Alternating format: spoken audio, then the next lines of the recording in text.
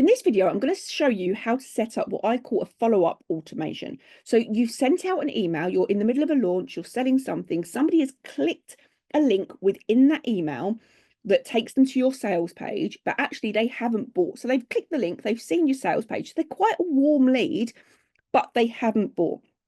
And this is how you can send them an email a couple of hours later, just to follow up, just to see if they've got any inquiries, maybe they've got some questions, maybe they've got some feedback. It's always a good idea to say, is there any reason why you didn't sign up? Because some people will tell you why they didn't sign up. And that information is gold, because if they've got a couple of objections that you haven't countered on that sales page, it means that you can go back and change that sales page. And this is how it's done. Okay, so to do this, you want to go into automation. Okay, we're going to click on new automation. We're going to click on start from scratch, and I'm going to call this ManyChat Magic Follow-up. And we're going to click on start building. Now we're going to set up the workflow trigger. And the workflow trigger is going to be when somebody clicks on a link. Now, this is the link that will be the link to my sales page that I have got within my email. So any campaigns that I send out, for example, perhaps it's at the bottom of the weekly email I send out. If they click on that, this will trigger this automation. We're not going to allow subscribers to repeat the workflow. The reason being is one follow-up is nice. It's inoffensive. It's just a nice, oh, hey, I saw you looking. Do you have any questions? If they get this every time they click on the link, that's going to be annoying. So we're not going to allow them to repeat the workflow. And we're going to click on save. Then we're going to add a delay. So we're going to want to wait a certain period of time after they've clicked the link but not purchased.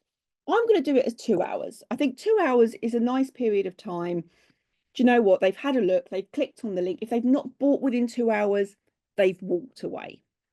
Then after that 2 hours, I'm going to add a condition. And that condition is, are they in the group ManyChat Magic Purpose? Now, this is because once they've bought a product, they are added to a list, a group, ManyChat Magic, and that triggers the automation that goes through. So I know that they are in that group. That's how they're segmented. Anybody who has bought that is in that group. So we're going to click on save. So if they are in this group, we're not going to do anything. We don't need to do anything. We don't need to remove them from anything. We don't need to do anything because they've not been put into a group. All they've done is click to link. So we don't need to do anything. So that can stay empty. So then what we're going to do is we're going to add an email. Okay, and we're going to click on that. I'm going to define the email content. Now, the email content can just be, for your name, it could just be follow-up, ManyChat. Just call it what it is. And the subject line was like, hey, I saw you looking. Think of like all the ones that you've ever had before. Oh, start today. Then we're going to design the email. We're going to select an email template that we've already created. I'm going to use one with a button because ideally we want them to follow up. Check this. Sometimes the templates will pull through some pre-header text. So just click on that little pencil there and delete that.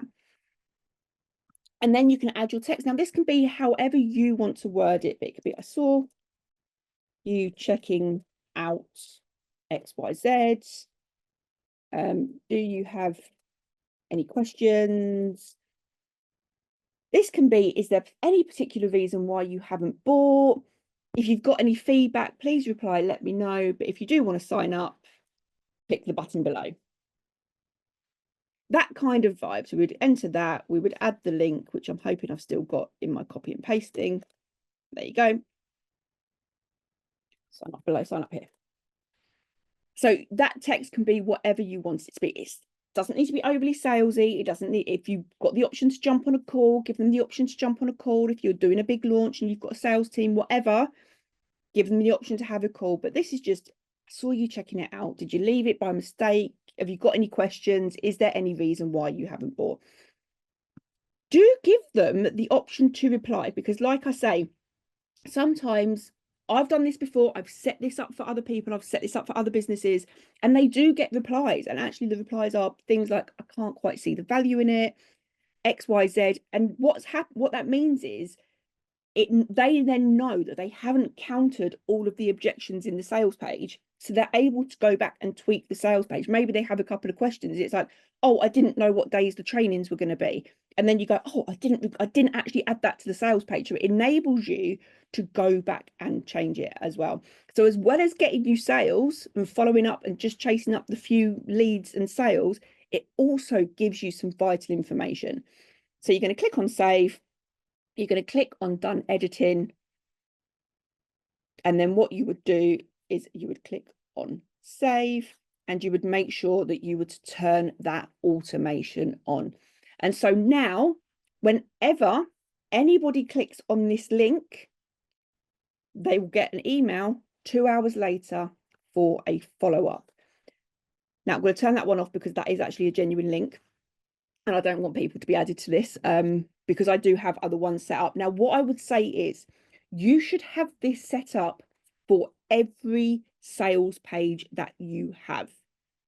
So, for example, if like me, you have lots of evergreen products, evergreen courses, I would have this set up for every sales page.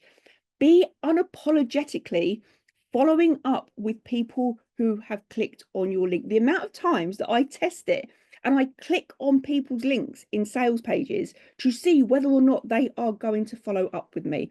And for some people, that is actually a test. Some people want to be followed up with before they will purchase.